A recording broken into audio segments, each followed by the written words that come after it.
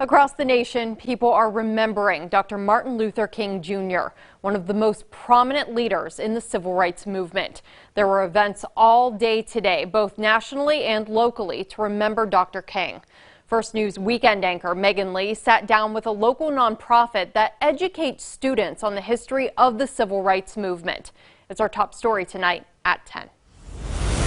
Natalia, McRae, and Penny Wells from the Mahoning Valley Sojourn to the past reflect on what Dr. Martin Luther King Day means to them. I think about the Lorraine Motel where he was assassinated. I think about his church in Atlanta. I think about his family. I think about marching, and I have this t-shirt that says, "I am a man."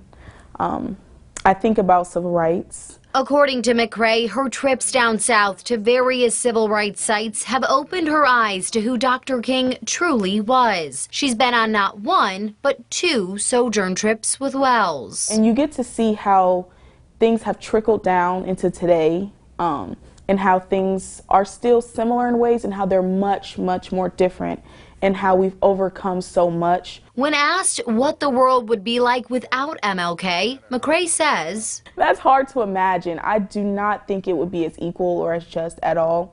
I think even in his death, that really pushed a lot of change, especially. So for him to not be here, I think there would be much more violence and much more chaos between races, as we like to put it."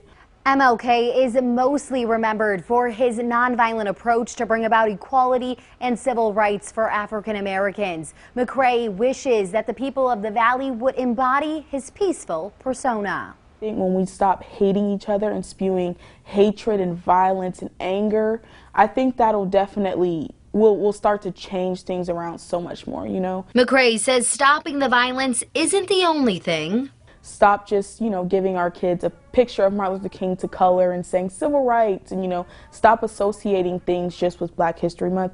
Get out of the box, research. I think Martin Luther King Day is definitely a day of reflection, for us to reflect upon what we've been through and what we've come across and how to change things. If you're a high school student in the area, Wells and McRae encourage you to look into the Sojourn trip.